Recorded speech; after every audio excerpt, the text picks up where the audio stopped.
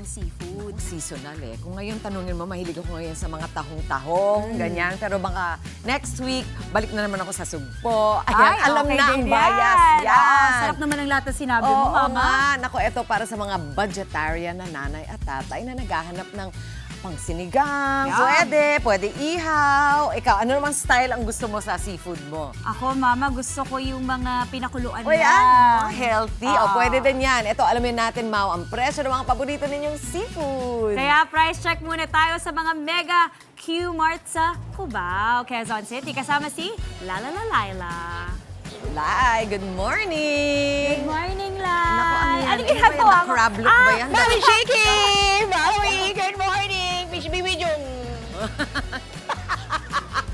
Tahong! Sabi mo, tahong! Nako, dami tahong dito. O, mamili ka pa. Okay, May may halaan. kay Angela yan. May kung ano-anong puro shells. O, di ba? Pati pearly shells. Meron dito, Mami Chiki. O, di ba? Sobrang jam-pack. Well, hindi naman sobrang jam-pack, pero napakang sigla ngayon ng Mega Q-Mart dito sa Quezon City. Mami Chiki, i-flex lang natin yung napakarami nilang lamang dagat kasi nakakatuwa. O, tingnan nyo. Ang dami ko nga mga isdang hindi kilala, pero ngayon friends na kami katulad nitong kitang. O, hindi ba may mga crablets pa rito, may mga puset, at ngayon lang ako nakakita ng hipon na sobrang dilaw. Ayun o, grabe. Galing daw yan kasi sa farm, kaya ganyan. Pero alam mo, Mami Chiki tsaka Maui, medyo nalulungkot lang ako, no? Para dito sa mga maliliit na alimangong ito, grabe, shrinkflation is real na talaga. Ang liit, oh. Ano pa makakain natin dito? Pero baka kasi meron iba talaga gusto nila yung mga ganito kasi nga siguro mas masarap kasi bata. So anyways, eto na, magkwentuhan na tayo tungkol sa presyuhan ng mga lamang dagat dito sa Mega Q-Mart. Ang magandang balita dyan, walang paggalaw yung ating presyuhan sa kabilangan ng masamang panahon. Meron pa tayong bagyong Quiapo na ma-experience over the weekend. Walang paggalaw. Bakit? Kasi ayon nga sa mga nagtitinda ng isda dito, ayan, galing sa Navotas Fishport at sa iba pang mga fishport yung kanilang mga supplies. Kaya hindi masyadong apektado kasi usually daw sa Visayas at sa Mindanao galing yung kanilang mga laman dagat. Alam naman natin na ang bagyong Quiapo ay nasa northern part or far north ng Luzon. So ayan ha, so kahit na masama ang panahon, ganun pa rin ang presyuhan, hindi gumagalaw, pero bibigyan ko kayo ng tip para mas makamura kayo. Pwede kayong tumawad ng hanggang 20 pesos. O, hindi ba, bongga? Okay, so mag-rundown na tayo. Kung napapakain kayo ng hipon, masarap kasi magsigang ngayon, di ba? Dahil umuulan. Ang malaking hipon, nasa 440 pesos yan. Pwede kayong tumawad hanggang 420 pesos kada kilo. Ang maliit na hipon naman ay nasa 360 pesos per kilo. Pagdating sa puset, let's puset to the limit. Ayan ha. Kakaririn natin yan sa halagang 420 pesos at 300 pesos hanggang 280 pesos naman kada kilo ang maliit na pusit. Kung gusto nyo ng pusit lumot, ayan yan. Nasa 440 pesos yan kada kilo. O kung bet nyo naman na tahong katulad ng gusto ni Mami Chiki, ayan ha, 120 pesos yan per kilo, pero pwede pang tumawad ng sa 100 pesos kada kilo. Ang halaan, 140 pesos kada kilo yan. At ang talaba, kung gusto nyo yung meat na lang, medyo, ayan, ang bongga. Yum, yum, yum. O, hindi ba? Nasa 80 to 70 pesos yan bawat isa. So kung 10 yan, di alam nyo na. Magkano?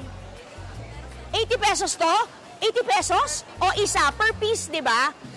Per ganito na. Uy, ang bongga! Bili tayo. Sarap isabaw niyan, di ba? Ala ko, 4 piraso, di 800 na yun. Ang talaba with shell. Andyan lang yan, oo. Nasa 120 pesos yan. Pwede kayong tumawad ng 100 pesos kada kilo. Ayan, nako, ang ating alimasag. Baka napapakain kayo ng may gata. Nako, sarap niyan with kalabasa and sitaw.